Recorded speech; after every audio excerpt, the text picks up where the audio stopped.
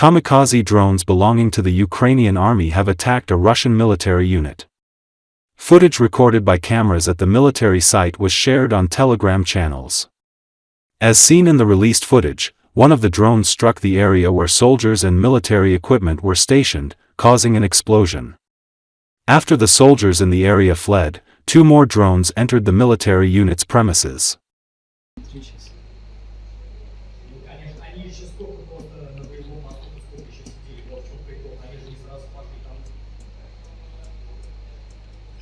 Сейчас вот подрассеется и FPV-шки 2 штуки зайдет. Раз зашла. 2 зашла.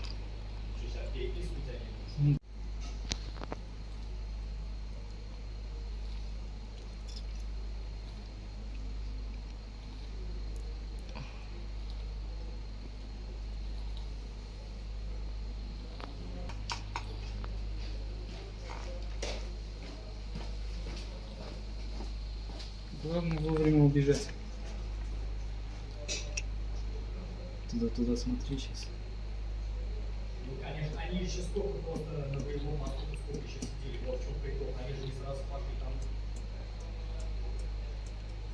Сейчас вот подрассеется и FPV-шки 2 штуки зайдет. Раз зашла. 2 зашла. During the autumn-winter campaign, Russian occupiers will try, first of all, to resolve the issue of advancing to the Slavyansk-Kramatorsk agglomeration. This opinion was expressed by the director of the information and consulting company Defense Express, Sergei Zgurets. The Pokrovsk direction remains the most difficult. The goals that the enemy set for the summer campaign, which began there at the end of May, they have not actually been achieved. Because the course to the Slavyansk-Kramatorsk agglomeration, which was the most important for the enemy and remains the most important, is in fact being achieved extremely slowly. In 2024 and 2025, Russia was able to capture less than 1% of our territory, he said on air at Espresso. According to him, a certain regrouping is currently taking place. We expect the beginning of the autumn-winter campaign, where the enemy will also try to first of all resolve the issue of advancing towards the Slavyansk-Kramatorsk agglomeration, where the capture of Pokrovsk is extremely necessary for the enemy, the analyst said. Zgurets noted that without capturing Pokrovsk, the Russians will not be able to move further to Dobropolye and in the direction of Kramatorsk. Right now, we can actually split into 2 components as they assess the situation around Pokrovsk. These are military actions somewhat higher up in the Dobropolye zone. The remnants of Russian troops there are in a certain encirclement, but there is an insignificant number of Russian military personnel, and now these military personnel are being supplied by drones. The Russians are trying to provide assistance to these 50 or 100 military personnel who have found themselves in this trap, the expert said. According to him, counter-attacks are being carried out from the Ukrainian side to cut off the Russian group at the very heart of this penetration.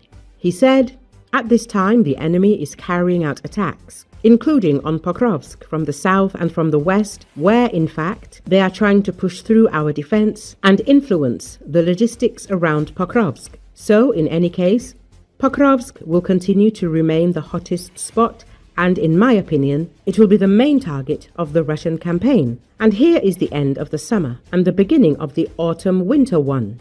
Zgurets also commented on the situation in the Zaporizhia direction. In his opinion, we need to talk about the zone where the administrative borders of 3 regions coincide: Dnipropetrovsk, Zaporizhia and Donetsk. This is precisely the line that runs along the Volcha River, and it is there that the enemy is really trying to squeeze into the Dnipropetrovsk region. In certain areas, the enemy has succeeded. And when we talk now about such a specific intrigue or the dynamics of current actions, then there are actually 2 settlements there. Malievka belongs to the Donetsk region and Temirovka belongs to the Zaporizhia region, the analyst said. He claims that between these 2 settlements, the Russians are trying to advance towards these settlements and thus capture, in particular, Kamishevaka in order to create complications for our military. In any case, this direction is not as active as Pokrovsk on the one hand, but I would put it in second place in terms of the intensity of military actions and the enemy's desire to advance in the Dnepropetrovsk region to create threats from the Zaporizhia direction for the Zaporizhia front, and actually to create risks when he tries to advance north, just like Pokrovsk, to the highway that supplies this settlement from the west, he added.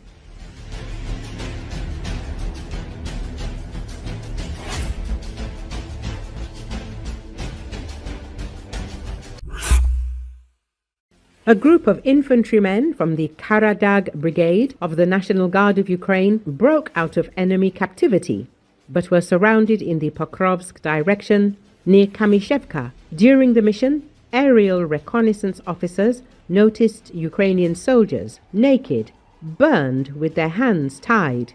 As reported by Butusov Plus channel, in order to establish contact, the scouts wrote notes, put them in plastic bottles and passed them to their brothers in arms using a drone. This method of communication allowed them to coordinate their actions and organize resistance. Everyone fought back, even the seriously wounded, under heavy fire and attacks from enemy drones.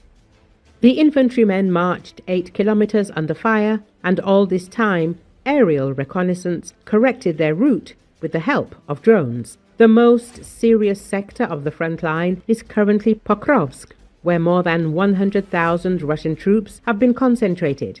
The situation also remains dangerous in the Zaporizhia direction, President Volodymyr Zelensky said. Zelensky listed the main directions of the front line and briefly described what is happening there. Pokrovsk direction, the most serious situation here. Russian forces have accumulated more than 100,000 personnel and are preparing offensive actions. However, Ukraine is aware of this and controls the situation. Recall the 15th Brigade of Operational Assignment is a unit of Ukrainian National Guard from the city of Zaporizhia.